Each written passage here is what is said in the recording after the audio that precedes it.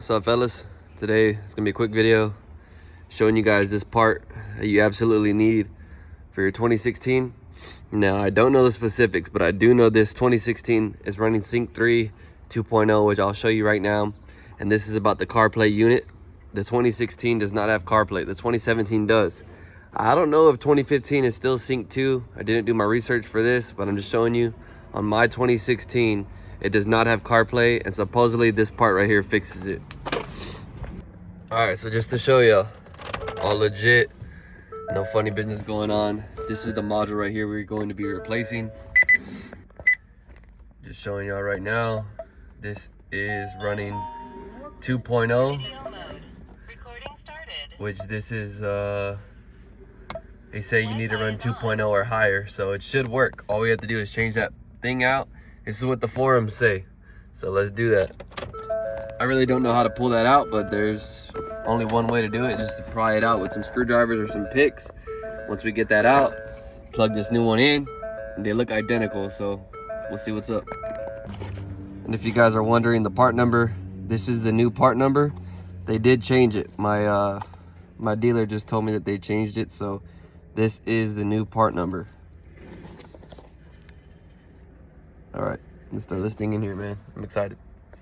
All right, guys, easier than I thought. I just pried it from both sides just like this with 2 picks. And as you guys can tell, it's coming out. So now we just gotta fish it out of there.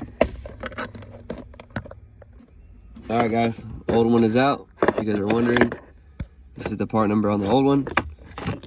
This is the part number on the new one. As you guys can tell, completely different part numbers. Same plugs, looks like. Yep, same plugs. All right, now we'll throw in our new one, see if we got CarPlay. I hope so. All right, got the new one plugged in. Shove it in there.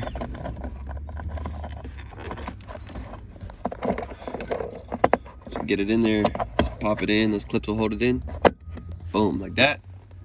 All right, now we will plug in our cord. Let's see if we got CarPlay, man.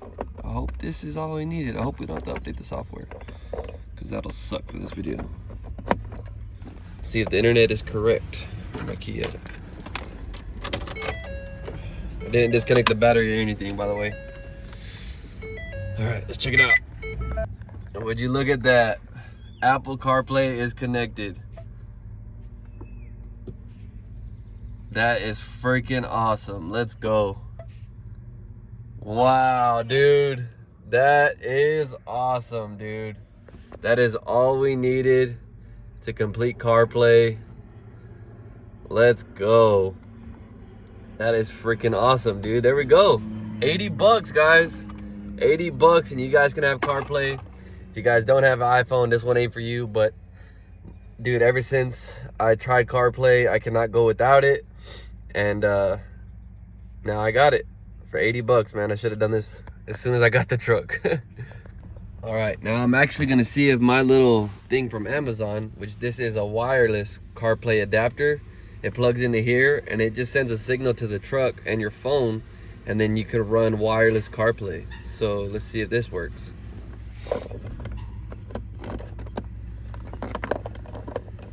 Let's plug it in. Super clean, just like that. All right, it works. As you guys can see, there's no wire connected to my phone. CarPlay is going. It's awesome, man. Yep, it works. Let's go. Hey, man, super excited. Let's go always dark, man. It always looks good. The black background. Yeah, that'll be it, man. Super quick video. Awesome. Part number again. CarPlay adapter, all you need, man. And if your 2015 is running Sync 3, this is all you need, man. Quick and easy upgrade. Don't gotta disconnect the battery, nothing. CarPlay adapter, I'll have both of these, a link in the description if you guys want to buy them. I got this from the dealer, but if I find it on Amazon, I will link it down in the description. I hope you guys enjoyed this video, man. Just a quick one, quick little mods to the F-150 just to make it, you know, nicer and more driver friendly. So appreciate you guys. We'll see you guys next time. It's your boy ReyesBuilt. Peace out. Also, I wanted to add into this video, I've been having an issue with this truck regularly hitting like 218, 220 due to idle, and that is not normal for these Coyotes. And the only way I saw it was because of my N gauge. The gauge here showed that the coolant was okay. So what popped a red flag was, of course, my N gauge, right? But the lady just serviced the cooling system on it right before I got it, and I noticed the heat wasn't that good, and it was topped off to the full line. I took the radiator cap and revved it up to 3,500 because that's the bleeding process. Now, that wasn't a great idea. It literally not volcanoed, but erupted out, and it was running over until this thing was almost empty. So there was a huge air pocket in there. What it calls for is to rev it up to 3,500 for 30 seconds, let it at idle for 30 seconds, and then turn the truck off for a minute. Check your coolant bottle. Remove the cap real slow, and then see if your level dropped. Now, I did this for probably 2 or 3 times. Look at that. It went down even more. I did that about 2 or 3 times, and you could really feel the heat coming on in about 25 seconds when the RPM is at 3,500. Whenever you come back down, you could feel the heat kind of bleed off. That is an indication of an air pocket. And that is why my motor was getting hot. Now, it wasn't overheating, but it wasn't running as cool as it should be. So now it's even lower now, as you guys can tell.